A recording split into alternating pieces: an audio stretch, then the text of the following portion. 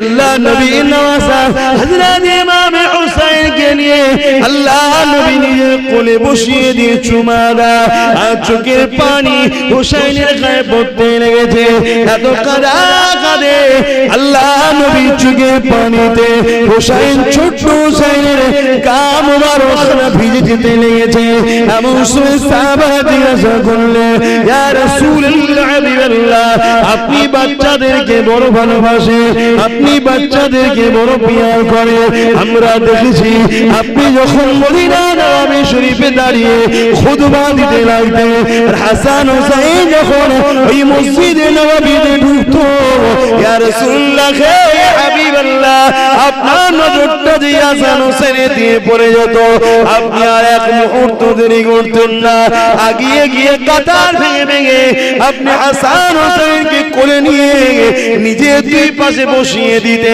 তাদেরকে এত ভালোবাসে ইয়া রাসূলুল্লাহ হে হাবিবাল্লাহ আমরা দেখেছি এই বাচ্চা দুটোকে কাঁধে করে আপনি যখন বাজারে যেতেন দুদিকে কাঁধে তুলে নিয়ে ঘুরে বেড়াতেন ইয়া রাসূলুল্লাহ হে হাবিবাল্লাহ কিন্তু আজকে আপনি এই হুসাইনকে নিয়ে এত কেন কাঁদে আল্লাহ নবী বলেছিলেন হে আমার সাহাবারা আমাকে ফেরেশতা জানিয়ে দিয়েছে আমার আল্লাহ দিনের জন্য এই বাচ্চার উপরে এত পরীক্ষা আসবে কারবালার ময়দানেতে আমার উম্মত দাবিদারকারীরা একদল লোকেরা আমার এই বাচ্চার উপরে অনেক অত্যাচার করবে আমার বাচ্চাকে পানি পর্যন্ত দেবে না অথচ পৃথিবীতে পানি হয় আমি রাসূল আমার ওসিলা করে তামাম কায়নাতে যা কিছু আছে আল্লাহ আমার জন্য তৈরি করেছে আমার বাচ্চাকে পানি পর্যন্ত পান করতে দেবে না আর কারবালার ইতিহাস খুলে দেখে না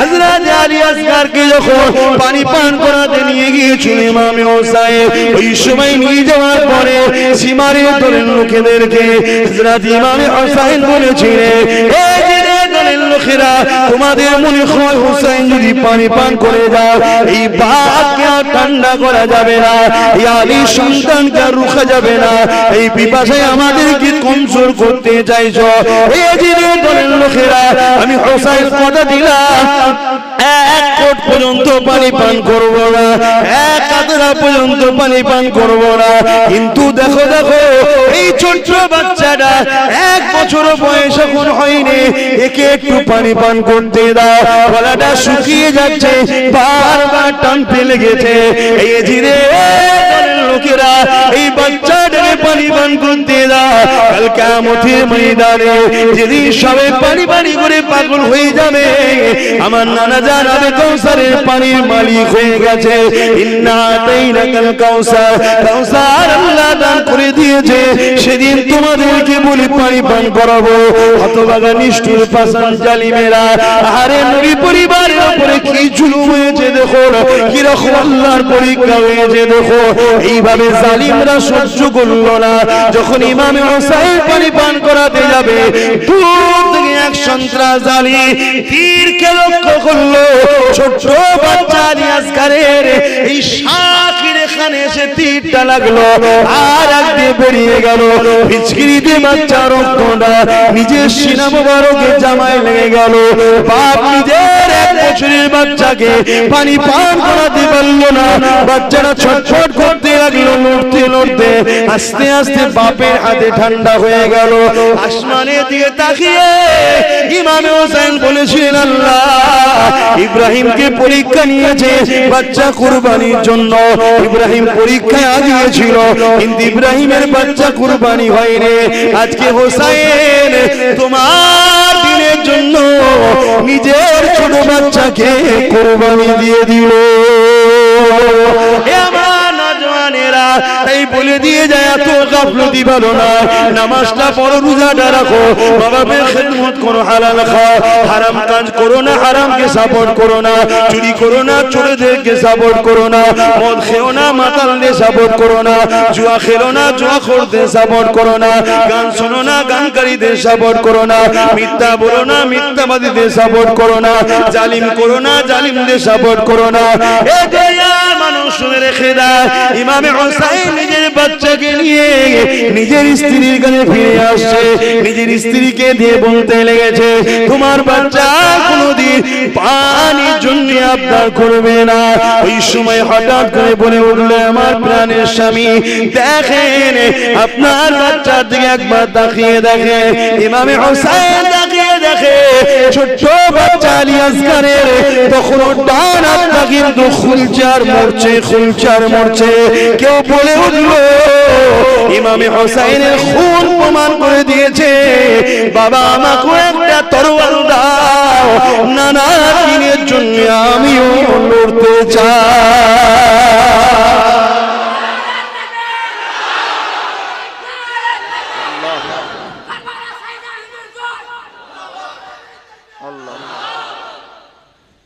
আমরা সহজে জান্নাত চলে যাব, এত সহজ নয়। আল্লাহ নবী বসে আছেন দুটো বাচ্চাকে কোলে করে নিয়ে, একটার নাম ইব্রাহিম আর একটার নাম হলো ইমামে হোসেন। হঠাৎ করে জিবরাইল আলাইহিস সালাম বাজরাইল চলে আসলেন। আসসালাতু ওয়াসসালামু আলাইকা রাসূলুল্লাহ হাবিবাল্লাহ। হুজুর দুটো বাচ্চার মধ্যে থেকে একটা আপনি নেবেন, একটা আল্লাহ পাক নিয়ে যাবে। অর্থাৎ একটাকে আল্লাহ নিয়ে নেবে আর একটা আপনার কাছে রাখবেন, দুটো আপনার কাছে থাকবে না। হুজুর ফয়সালা আপনার যেটা আপনি নিতে চাইবেন রাখুন, আর একটাকে আপনাকে ফিরিয়ে দিতে হবে। আমার আল্লাহ পাক ওই বাচ্চাটাকে নিয়ে যাবে। ভেবে দেখুন আপনার কোলে যদি দুটো বাচ্চা থাকে, এমন সময় যদি আপনি জানতে পারেন এক্ষুনি একটা বাচ্চাকে চলে যাবে, কেমন দশা হবে?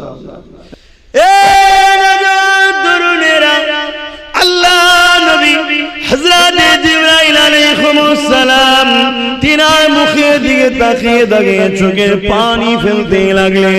আল্লাহ নবী নূরের চোখের পানি ঝরে ঝরে ঝরে দাড়ি মুবারক দিয়ে গড়িয়ে গড়িয়ে পিরহানে পড়তে লেগেছে। নবী আমার একবার নিজের বাচ্চা হযরত ইসমাঈল ইব্রাহিমের দিকে তাকায়, আর একবার খাতুনে জান্নাতের জান নবী পাকের নওয়াজা হোসেনের দিকে তাকায়। একবার এর দিকে তাকায় আর একবার ওর দিকে তাকায়। আর দুটো বাচ্চা নানা নবী পাকের কোলে ছুটোছুটি করে, খেলা করে, কখনো কাঁদে ওঠে, কখনো ছুটে যায়, কখনো কোলে বসে। এই যুবকেরা, আল্লাহ নবী চোখ ভরা পানি নিয়ে নবী আমার ইমামে হোসেনকে দিলেন না, নবী আমার নিজের বাচ্চা ইব্রাহিমকে দিয়ে দিলেন। কারণ ইব্রাহিম চলে গেলে আমি রাসূল কাঁদবো, আর আমার হোসেন চলে গেলে আমার ফাতেমা কাঁদবে। ফাতেমার চোখের পানি আমি নবী কখনো দেখে সহ্য করতে পারবো না।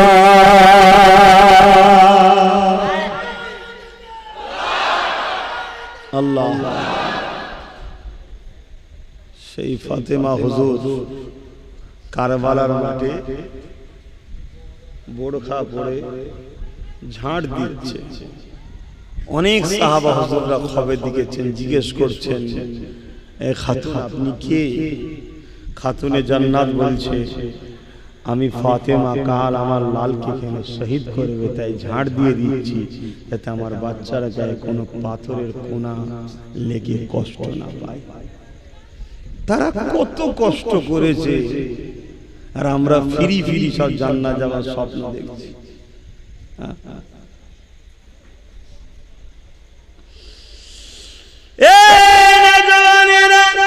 মুজাদ্দিদুল জামান আল-খুজুর পীর কিবলা বলেছিলেন যে আল্লাহ পাক কোরআনে যদি আয়াতটা না দিত লা তাখনাতু মির রাহমাতিল্লাহ, তাহলে আমি আবু বকর বুক ফেটে মারা যেতাম। এই আয়াতটার জন্য আজ আব্বাস হাসে, তোমরা হাসো হাসো, এই আয়াতটাই তোমাদেরকে বাঁচাবে। লা তাখনাতু মির রাহমাতিল্লাহ, বান্দারে আমার রহমত থেকে নিরাশ হয়ে যান না। কিন্তু বিয়াদবের উপরে কোনদিন আল্লাহর রহমত হয় না, এটা শুনে রাখো। বিয়াদব করতে শেখো। নবী আমার বিদায়ের সময় বলে গিয়েছিলেন, হে আমার সাহাবারা, আমি নবী চলে যাচ্ছি, আমার ৬৩ বছরের জিন্দেগি, দুনিয়ার হায়াতের জিন্দেগি, আখিরাতের রাস্তায় রওনা দিলাম। আমি নবী তোমাদেরকে ৩টে জিনিস রেখে যাচ্ছি। প্রথম নম্বর হলো কিতাবুল্লাহ, আল্লাহর কিতাবকে মজবুত করে ধরবে। করবে। দ্বিতীয় নম্বর হলো সুন্নতে রাসূলি, আমি নবী আমার সুন্নাতকে মজবুত করে ধরবে। তিন নম্বর হলো আহলে বাইতি, আমি নবী পাক আমার পরিবার, আমার খানদান, আমার বংশধরকে মজবুত করে ধরবে। অর্থাৎ সুন্নাত তোমরা নেবে আমার পরিবারের কাছে, আর আমার পরিবার সুন্নাত নেবে, এবং সুন্নাত যখন তোমরা মানবে ওটাই তোমরা কোরআনের অনুসরণ হবে। কারণ আমার নবী যা কিছু করেছে কানা খুলুকুল্লাহুল কোরআন। আম্মা জান আয়েশা সিদ্দিকা বলে আমার নবী পাকের লাইফ স্টাইল, চরিত্রটাই ছিল কোরআন শরীফ। নবী আমাকে বিদায় নিয়ে চলে গেলেন। আজকে সেই কোরআনকে আমরা তো ধরতে পারলাম না। উপরন্ত বিশ্বের জমিনে কেউ কোরআনকে পোড়াচ্ছে, কেউ কোরআনের বিরুদ্ধে কেস করছে, কেউ কোরআনের বিরুদ্ধে মামলা করছে, কেউ কোরআনকে অপমান করতে লেগেছে। আমরা মুসলমান, আমাদের কোনো খেয়ালই নাই কি করে এই সন্ত্রাসগুলোর মোকাবেলা করা যায়, কি করে এই সন্ত্রাসগুলোর জুলুমের বিচার করা যায়, কি করে এই সন্ত্রাসগুলোকে উপযুক্ত জবাব না দেয়া যায়। আমাদের তো কোনো খেয়াল নাই। আমরা আমাদের জমি জায়গা ঘর বাড়ি পজিশন নিয়ে শুধু ব্যস্ত। কখনো আল্লাহর কোরআনকে তো পড়লাম না, যদিও বা পড়ে সেই কোরআনের সম্মান রক্ষার জন্য কখনো ভাবলাম না। অথচ কিয়ামতের দিনেতে এই কোরআনকে আল্লাহ বা সুন্দর করে সাজিয়ে দেবে। এটা লাউহে মাহফুজে রক্ষিত রয়েছে। ওই কোরআন আল্লাহ সাজিমের নিচে হাঁটাহাঁটি করতে লাগবে। আমার আল্লাহ বলবে আমার কালামুল্লাহ বলো আজ তুমি কি আমার কাছে কিছু দরখাস্ত রাখবে? ওই দিন কোরআন শরীফ বলবে, কালামুল্লাহ শরীফ বলবে, আমার আল্লাহ পাক দুনিয়ার জমিনে যারা আমাকে সম্মান করেছিল, আমাকে মুহাব্বত করেছিল, আমাকে প্যার করেছিল, আমাকে রক্ষা করার জন্য নিজেদের সিনার মধ্যে রেখে দিয়েছিল, আমাকে আদর করে বুকে জড়িয়েছিল, চুমা দিয়েছিল, চোখে লাগিয়েছিল, আমার জন্য ঝগড়া করত, আমার জন্য ভালোবাসত, আমার প্রচার করত, আমার প্রচার করতে গিয়ে সমাজের মানুষের গায়ে খারাপ হয়ে গিয়েছিল, তথাপিও দুনিয়ার সবাইকে ছেড়ে দিয়েছিল, আমি কোরআনকে সে ছাড়েনি, বুকে করে জড়িয়ে ধরে রেখেছিল। আল্লাহ পাক এই কঠিন দিনে সবাই সবাইকে ছেড়ে দিয়েছে, আমি কোরআন কিন্তু তাকে ছাড়বো না। আমি চাই সে যেন আজকে নাজাতটা পেয়ে যায়। নবী আমার জানিয়ে দিলেন ওদিনে কোরআনের খাতিরে আল্লাহ পাক এমন লোককে নাজাত দেবে যারা কোরআন পড়তে পারেনি, খুলে খুলে হাত বুলিয়েছিল আর বলেছিল আল্লাহ এটা তোমার কথা। ছোটবেলায় পড়তে পারেনি, আজ বুঝতে পেরেছে, চুমা দিয়েছে, আদর দিয়েছে, এমন লোক কোরআনের খাতিরে সেদিন নাজাত পেয়ে যাবে।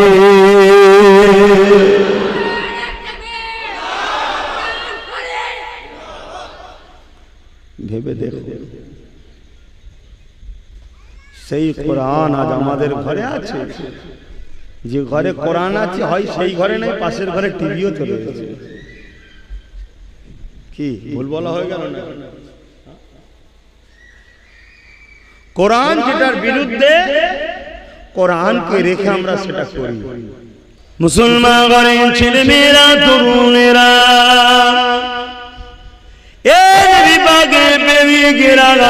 পরিবর্তন হবার জন্য মাহফিল আমরা দিই, পরিবর্তনের আশায় বসেন, মসজিদগুলোকে আবাদ করে, মা বাপকে ভালোবাসে, গরিবদের হক আদায় করে, বড়দেরকে সম্মান করে, নবী পরিবারদেরকে তাজিম মুহাব্বত করে।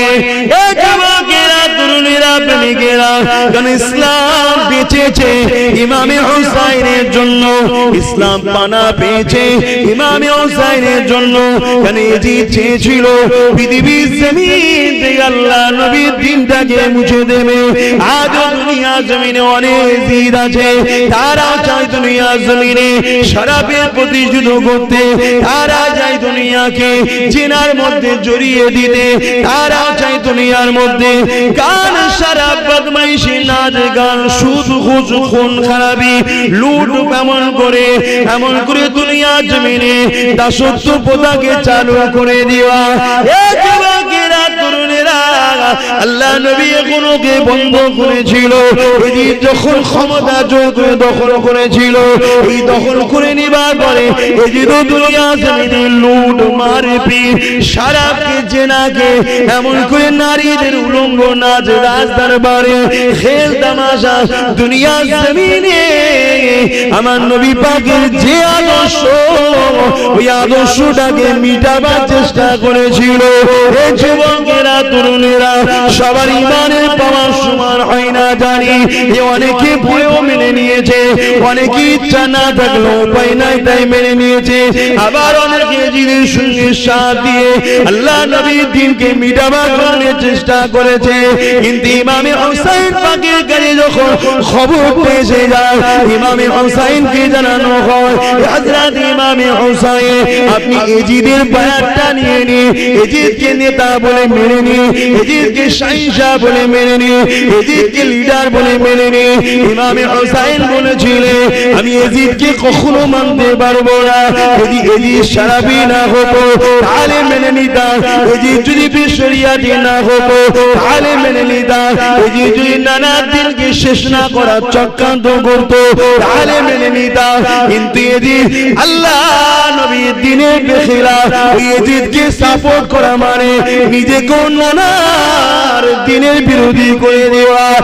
নবীর উম্মতেরা আজ আপনারা ভেবে দেখুন, আমরা যদি কোনো সারাবিকে সাপোর্ট করি, নবীর উম্মত নবীর দ্বীনকে মিটাবার চেষ্টা আমরাও করছি, যদি বলেন না করিনি তাহলে ইমামে হুসাইন কেন বললো এজিদকে সাপোর্ট করা মানে নানা দ্বীনকে আমি হুসাইন ধ্বংস করতে চাইছি।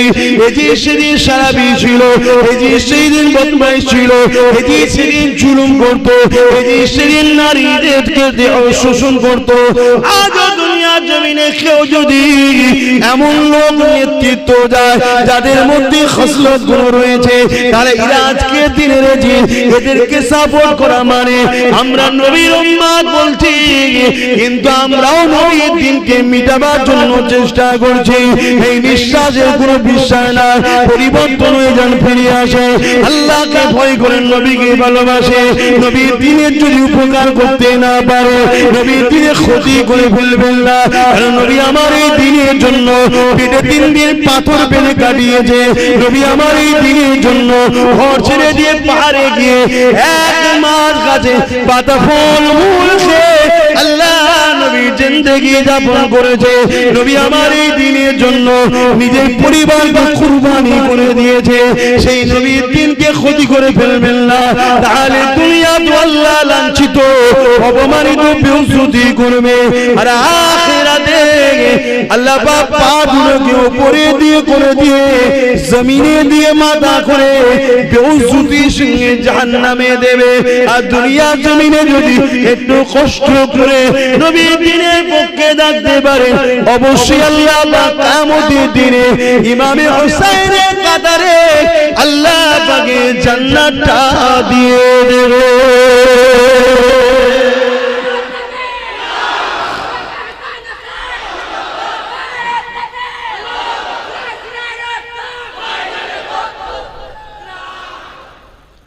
বুঝুন আমার ভাইয়েরা,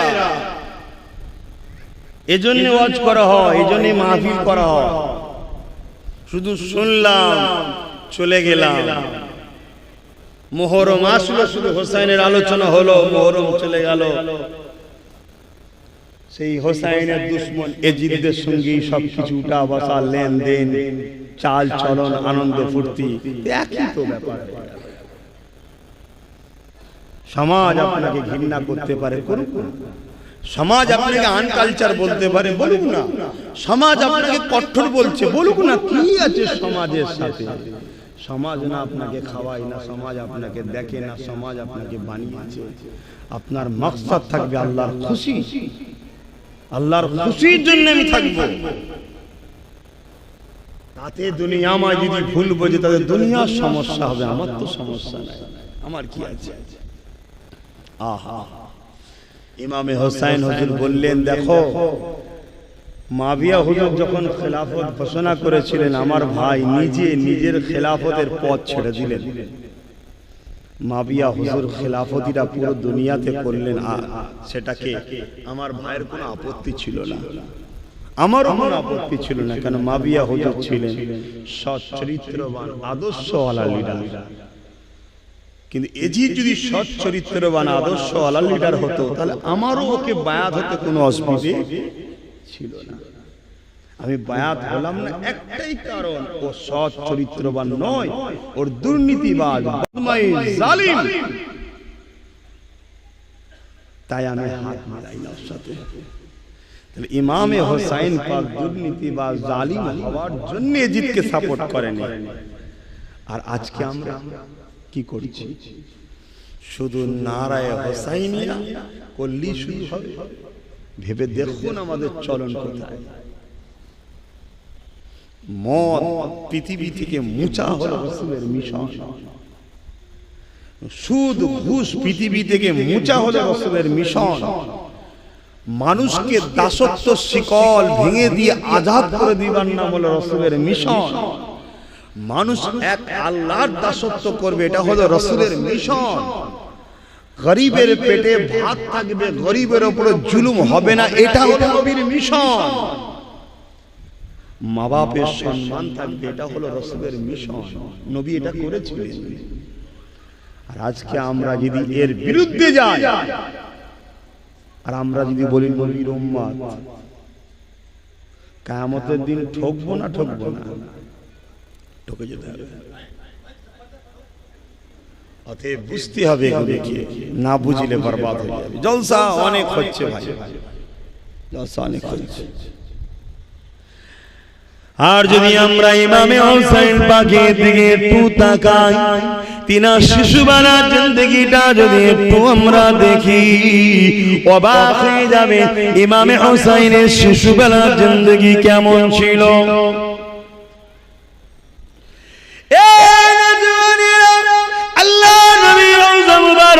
মসজিদে নববী যেটা, যেখানে নবী আমার এখন আমার আপনার জন্য কাঁদতেছে, ওটাই আম্মা জানা আয়েশা সিদ্দিকা হুজুরের হুজরা মোবারক ছিল। আল্লাহ নবী নববী শরীফের সামনে হযরত আলী হুজুরের ঘর ছিল, যেখানে খাতুনে জান্নাত থাকতেন ইমামে হাসান হোসেনকে নিয়ে। যখন ইমামে হাসান হোসেন কাঁদতেন, নানা জান নবী মুহাম্মদ রাসূলুল্লাহর কানে আওয়াজ চলে আসতো, সঙ্গে সঙ্গে নবী আমার যতই গুরুত্বপূর্ণ আলোচনা হতো না কেন, সাহাবাদেরকে রেখে দিয়ে আল্লাহ নবী সঙ্গে সঙ্গে উঠে চলে যেয়ে বলতো, ফাতেমা রে, কেন কাঁদে বাচ্চা দুটো? এ ফাতেমা, তুমি তো জানো আমি তোমার আব্বা, জানো এই বাচ্চা দুটো কাঁদলে আমার দিলকে সুস্থ রাখতে পারি না, আমি বাচ্চা দুটোকে বড় মহব্বত করি। এ ফাতেমা রে, কেন কাঁদে বাচ্চা দুটো? এইভাবে নবী আমার আদর করেছে, বড় করেছে। একদিনের কথা, হযরত ইমামে হাসান কাঁদতে লেগেছে। আল্লাহ নবী আগে গিয়ে জিজ্ঞাসা করে, ফাতেমা কেন কাঁদে? ইয়া রাসূলুল্লাহ, হাবিবাল্লাহ, ঘরে পানি নাই, পানি নাই। আর আজকে তো পানি আমরা বাপরে বাপ তছনছ করছি, ইচ্ছা করে নষ্ট করে ফেলেছি। এরও হিসাব হবে, আল্লাহ মাফ করো, ধরলে আমিও পার হব না। আমি আমার কথা বলছি, তাহলে কি হবে? ওই গোলামি করো হাসান হোসেনের, খাতুনে জান্নাতে নবী পরিবারদের, যদি বাঁচতে চাও। আমি বুঝাতে চাইছি এটাই। আল্লাহ নবী নিজের কোলে নিলেন ইমামে হাসান হোসেন হুজুরকে, নিজের জিহ্বা মোবারকটা বার করে দিলেন। হযরত ইমামে হোসেন নানা জানের জিহ্বা চুষতে লাগলেন, খাতুনে জান্নাত বলতে লাগলেন, আব্বা জান কি করছে? ইমামে হোসেনকে কোলে করে নিয়ে আল্লাহ নবী বলেছিলেন, হে বেবি ফাতেমা, আমি তোমার আব্বা তোমার বাচ্চাকে যা নিয়ামত দিয়ে দিলাম, দুনিয়ার পিপাসা তো দূরের কথা, যেদিন মাথা রাখবে দেখতে আল্লাহ সূর্যকে নামিয়ে দেবে, যেদিন মানুষ নফসি নফসি নফসি নফসি করবে, গরমের জন্য মাথা খুনখুনু গলে গলে পড়বে, মানুষ পিপাসাতে কলিজা খানা ফেটে যাবে। এ ফাতেমা রে, সেই দিনও তো তোমার হোসেনকে পানির আর কোনোদিন পিপাসা লাগবে না। সেই বাচ্চা কারবালা শহীদ হচ্ছে নানা দিনের জন্য। আর নবী বলছেন আমার উম্মতরা হলো আমার সন্তান। আপনারা আমরা সবাই নবীর সন্তান। আমার উম্মতরা আমার সন্তানকে বলছে, নবী বলছেন রুহানি সন্তান হলো আমার উম্মতরা। আমরা সেই সন্তান হয়ে নবীর দিনের জন্য কি করলাম? নানা দিনের জন্য ইমাম হোসাইন কারবালায় দেখিয়ে দিল, গর্দান কাটিয়ে পুরো পরিবারকে কাটিয়েও নানা দিনের সওদা করেন।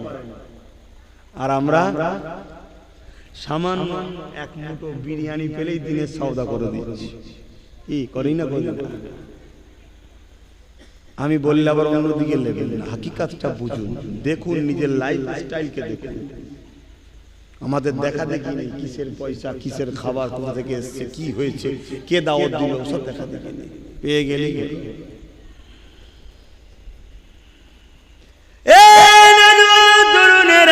আল্লাহ নবী যখন মদিনা নববী শরীফে এমন করে নবী আমার বসে থাকতেন, আল্লাহ নবী কোন কাজ একা একা আল্লাহ ধ্যানে রয়েছে, নবী আমার বসে রয়েছে। ইমামে হাসান হোসেন ছুটে এসে নবী পাকের কোলে বসে পড়তে, আল্লাহ নবীর গায়ে পায়না করতে লাগতে, ইয়া রাসূলুল্লাহ ইয়া হাবিবাল্লাহ, হুজুর বড় বড় খোরা আছে, নানা জান আমাদেরকে দুটো ছোট ছোট খোরা দেন। আল্লাহ নবী সঙ্গে সঙ্গে বলতেন, নানা ভাই নাবো কোন থেকে এখনই খোরা রেডি করে দিচ্ছি। আহারে দুরজানের সুলতান দেখুন, সঙ্গে সঙ্গে মদিনা নববী শরীফের চাতালেতে হামাগুড়ি দিয়ে বলতেন খোরা রেডি, উঠে বড়। হাসান হোসেন পিঠে উঠে পড়তেন, হাসান হোসেনকে নবী আমার মদিনা নববীর চাতানের এক দিক থেকে আর এক দিকে হামাগুড়ি দিয়ে ঘোরাতে লাগতে। কখনো ভেবে দেখেছেন যে বাচ্চা দুটো নবীর পিঠে চেপেছে, নবী বাচ্চা দুটোর জন্য নিজেকে ঘোড়া সাজিয়েছে, ঘোড়া বানিয়েছে, সেই বাচ্চা দুটো আল্লাহর দিনের জন্য কি পরীক্ষা দিয়েছে। আর আজকে আমাদের একবেলা অভাব হলে বা একটু গরিবী সংসার হলে বা দুনিয়াকে কোন রকম ভাবে একটু জীবন যাপন কাটাতে হয়, আমাদের মাথা ঠিক থাকে না। হারাম দেখাতে গেলে যা পারি লোকের পারি সব লুটে লিবার চিন্তা মেন্টালি তৈরি হয়ে গেছে। এই যুবকেরা তরুণেরা, অথচ ইমাম হাসান হোসেন জিন্দেগিতে এমন দিন ছিল ঘরে খাওয়া হয়নি। আল্লাহ নবীর নওয়াজ ইমাম হাসান হোসেন 3 দিন খাইনি, হযরত আলী 3 দিন খাইনি, হযরত খাতুনে জান্নাত 3 দিন খাইনি। এমন অভাবী সংসার ছিল, তথাপিও তিনারা কোনদিন আল্লাহর কাছে অভিযোগ দেয়নি, তিনারা সর্বসময় শুকরিয়া আদায় করতে পিছ পায়নি। একদিন হযরত আলী বলতে লাগলো, এ খাতুনে জান্নাত, খবর পেলাম তোমার আব্বা জানের কাছে কেউ একজন বকরি খাসি নজরানা দিয়েছে, যাও ওটাকে যে নিয়ে আসো, ওটাকে নিয়ে তাহলে আমাদের সংসারটা হয়ে যাবে, আমরা ওটাকে জবাই করে পরিবারে খাবো। কয়েকদিন ক্ষুধার্ত আমরা রয়েছে। হযরত খাতুনে জান্নাত চলে গেলেন, আব্বাকে গিয়ে সালামটা দিয়ে বললে, আপনার জামাতা আলী বলেছে একটা নাকি কেউ নজরানা দিয়েছে, হুজুর আমাদের কয়েকদিন খাওয়া হয়নি, যদি বকরি খাসিটা দিতেন আমরা হাসান হোসেন আমি আর আপনার জামাতা মিলে একটু খেতাম। আল্লাহ নবী বলেছিলেন, ফাতেমা রে তুমি কি বকরি নিতে চাও? আমি মুহাম্মদ কিছু দোয়া শিখাবো, ওই দোয়াটা আমল করলে আল্লাহ তোমাকে আরো ভালোবাসবে, আল্লাহর ওই নৈকট্য পেয়ে যাবে।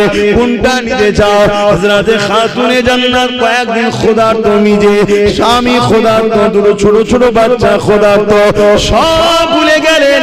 ভুলে গিয়ে বললেন, আব্বা আমি আমার আল্লাহকে পেতে চাই।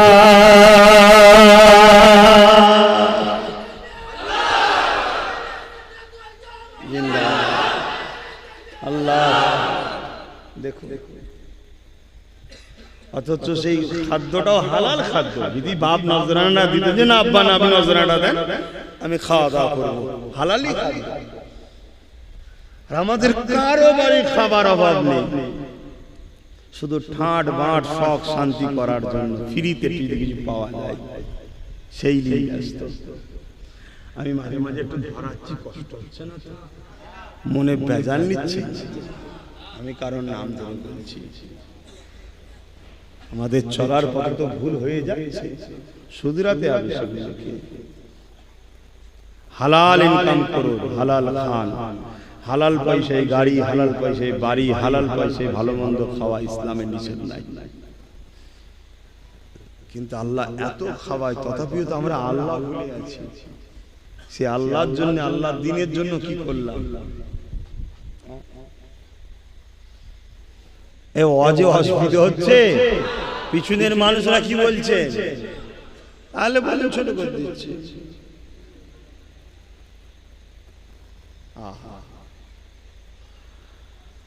কখনো কি রাত্রির শুভা সময় আল্লাহ নবীর কথা কি মনে পড়ে না?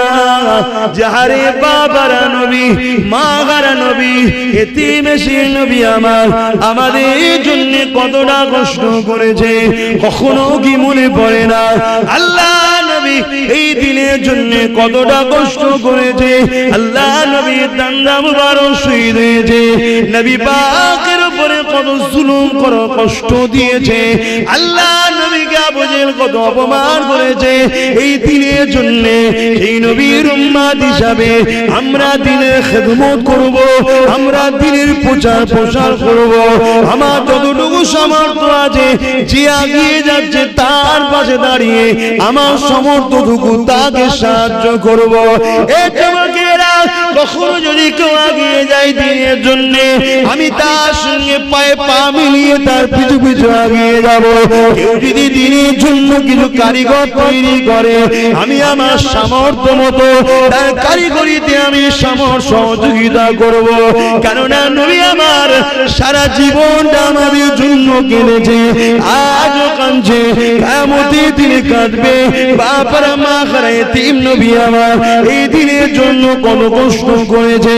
আল্লাহ নবী নওয়াজা হযরত ইমাম হুসাইনকে নিয়ে আল্লাহ নবী নিজের কোলে বসিয়ে দিয়ে চুমা দেয়, আর চোখের পানি হুসাইনের গায়ে পড়তে লেগেছে।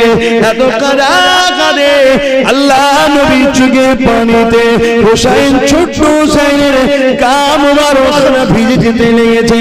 এমন সময় সাহাবারা জিজ্ঞাসা করলেন, ইয়া রাসূলুল্লাহ, হাবিবাল্লাহ, আপনি বাচ্চাদেরকে বড় ভালোবাসে, আপনি বাচ্চাদেরকে বড় পিয়ার করে, আমরা দেখেছি আপনি যখন মদিনা নববী শরীফে দাঁড়িয়ে খুতবা দিতে লাগতেন, হাসান হুসাইন যখন ওই মসজিদে নববীতে ঢুকতো, ইয়া রাসূলুল্লাহ, ইয়া হাবিবাল্লাহ, আপনার নজরটা যে হাসান হুসাইনের দিয়ে পড়ে যেত, আপনি আর এক মুহূর্ত দেরি করতেন না, আগিয়ে গিয়ে কাতার ভেঙে ভেঙে আপনি হাসান হুসাইনকে কোলে নিয়ে নিজের দুই পাশে বসিয়ে দিতে, তাদেরকে এত ভালোবাসে।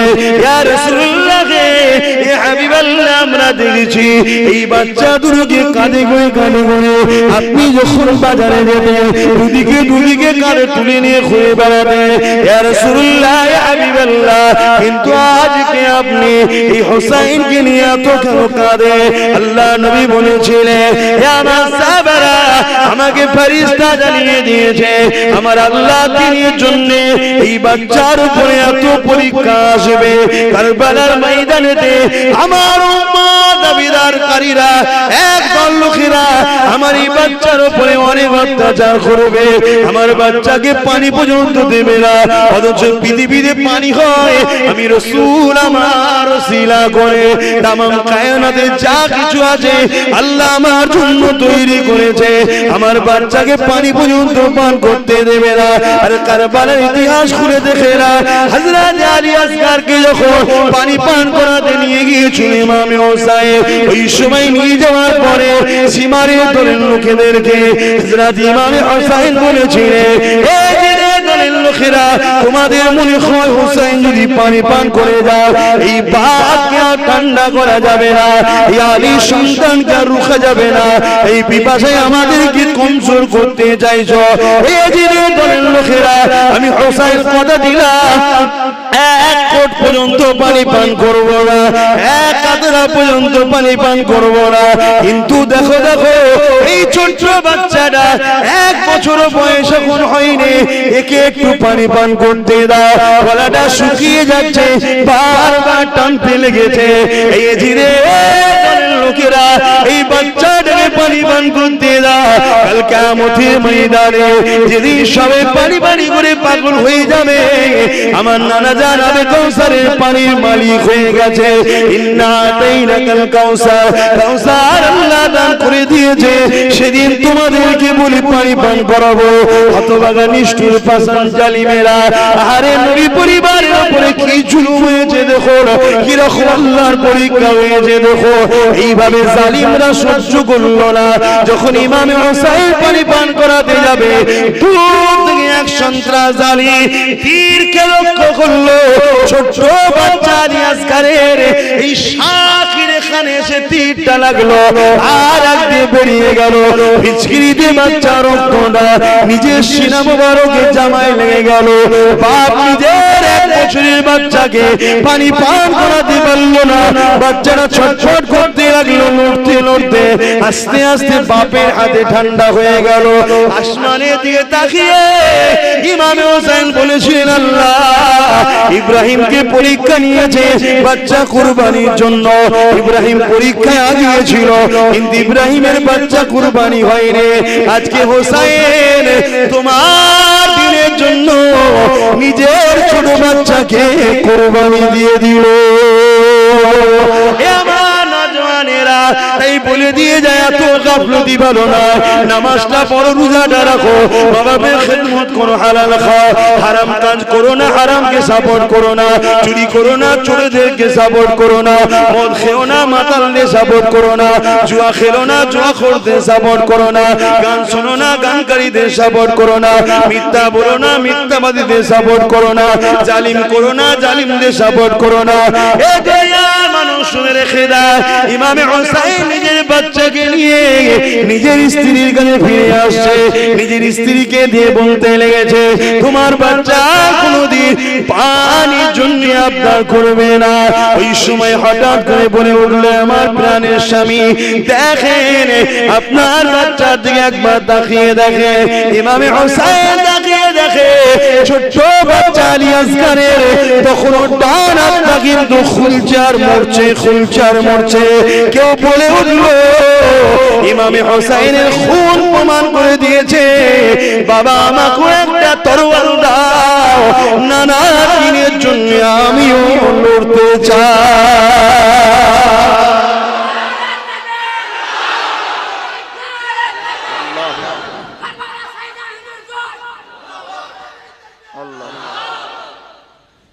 আমরা সহজে জান্নাত চলে যাব, এত সহজ নয়। তাদেরকে ভালোবাসেন, তাদের এই কুরবানির ইসলামটাকে নিয়ে খেলা করা হচ্ছে। ইসলামকে গুরুত্ব দেন, ইসলামকে সম্মান দেন, ইসলামকে ভালোবাসেন, নিজের জীবনের মধ্যে ইসলাম আনেন।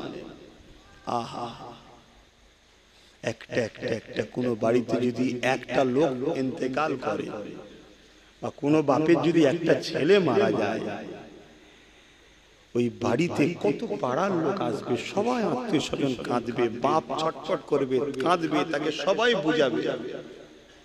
ভেবে কখনো দেখেছে? তাহলে ইমামে হোসেনের কি হয়েছিল?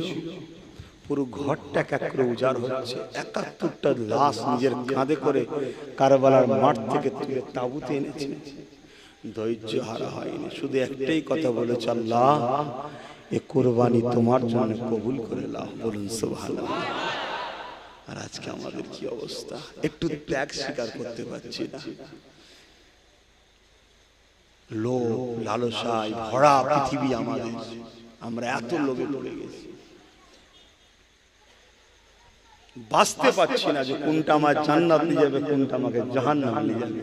এইটুকু বাঁচারও সময় নেই আমাদের কাছে, এত লোভে পড়ে গেছি। বিদায় নিবার আগে আরো বলে দিয়ে যায়, আল্লাহ নবীর নওয়াজে ইমামে হোসেন যখন কারবালার ময়দানে দিয়ে আগাবে, পুরো পরিবারটা শহীদ হয়ে গেছে, কোন পুরুষ আর ইমামে হোসেনের তাবুতে বেঁচে না, শুধুমাত্র একজন বেঁচে আছে, ইমামে হোসেন পাকের মেজ সন্তান আলী আকবর, আলী আওসার আর আলী আসগার। বড় শহীদ হয়ে গেছে, ছোট শহীদ মেজোটা বেঁচে আছে। বিমারে ছিল, ইমামে হোসাইন পাক তাকে ইজাজত দেয়নি ময়দানে যাবার, তাই বিছানায় শুয়ে আছে। সব পুরুষ শহীদ, তাবুতে যত ছিল সব শহীদ। স্ত্রীর কাছে বিদায় নাই, বোনের কাছে বিদায় নাই, আত্মীয় স্বজন মহিলা যারা ছিল তিনাদের সঙ্গে বিদায় নাই। ছোট্ট বাচ্চা সুকাইনাকে এমন করে নিজের স্ত্রীর কাছে তুলে দিয়ে গেল। হুজুরের কন্যা সন্তান ছিলেন হযরত সুকাইনা, যিনাকে আমরা সাকিনা বলে জানি। হযরত সুকাইনাকে তুলে দিয়ে গেল, দিয়ে যাওয়ার সময় দাঁড়িয়ে দাঁড়িয়ে ভাষণ দিচ্ছে। কি ভাষণ দিচ্ছে? কুল্লু নাফসিন জায়গাতুল মউত, প্রতিটা নাফসকে মৃত্যুর স্বাদ চাখতে হবে। হে আমার পরিবারের সদস্যরা, আমি তোমাদেরকে বলে দিয়ে যাই, নানা জান বলেছিল আমার কাছে কিছু ওয়াদা নিয়েছিল, এই ওয়াদা পূরণের আজকে দিন এসে গেছে। নানার উম্মতকে বাঁচাবার জন্য নানা আমার কাছে কিছু ওয়াদা নিয়েছিল, এই ওয়াদা পূরণের দিনটা আজকে এসে গেছে। নানা আমাকে বলেছিল এই বেটা হোসাইন ধৈর্য ধরে থাকবে, ধৈর্য খারাপ হবে না, কেন কিয়ামতের দিনেতে আমার যখন গুনাহগার উম্মত উম্মতীদের গুনার পাল্লাটা ভারী হয়ে যাবে রে, আমি বড় উম্মতের প্রেমী, আমি বড় উম্মতের দিওয়ানা, আমি তোমার নানা উম্মতের বড় ভালোবাসি। হে উম্মত, তুমি আমি নবীর জন্য কি করলা, আর নবী আমার জন্য কি করছে দেখো। এই বেটা হোসাইন ধৈর্য ধরে থাকবে, কেননা কিয়ামতের দিনে যখন আমার উম্মতের গুনার পাল্লা ভারী হয়ে যাবে, নেকির পাল্লা হালকা হয়ে যাবে, ওই সময় আমি আল্লাহ দরবারে তোমার এই কারবালার খুনের বদলে আমি আমার উম্মতের নাজাতের জমিনদারের ব্যবস্থা করে নেব। এ হযরত হুসাইন সবর করবে, ধৈর্য ধরবে। আমার নানার সঙ্গে যে ওয়াদা ছিল, এই ওয়াদা পূরণের সময় হয়ে গেছে।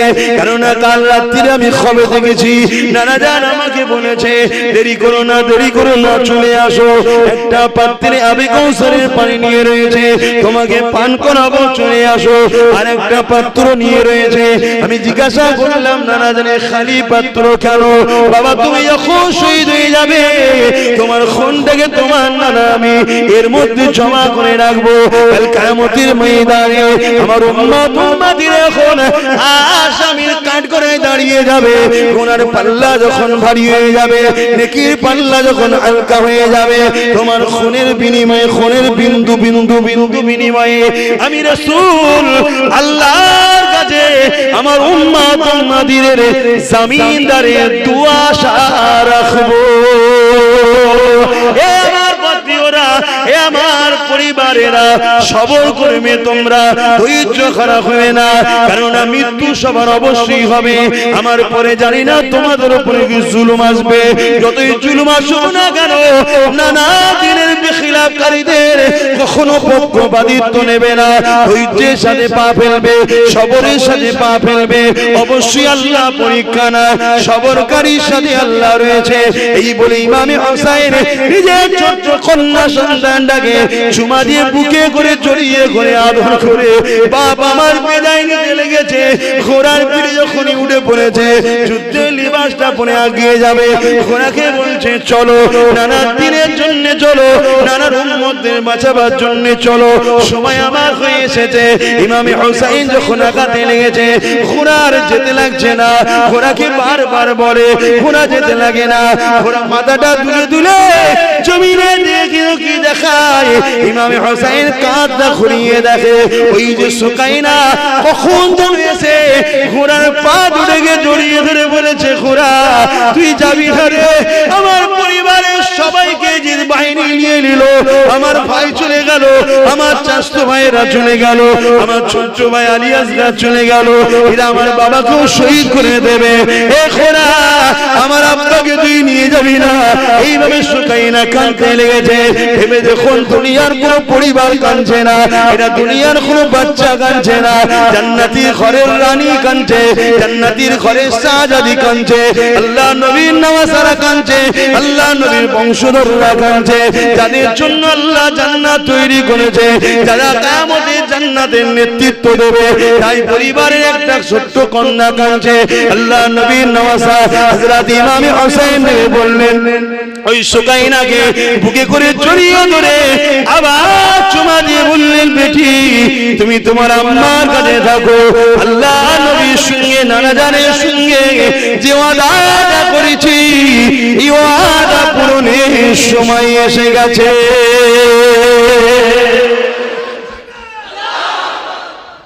আহা, কি কুরবানি তারা দিয়েছে, তারা কি ত্যাগ স্বীকার করেছে।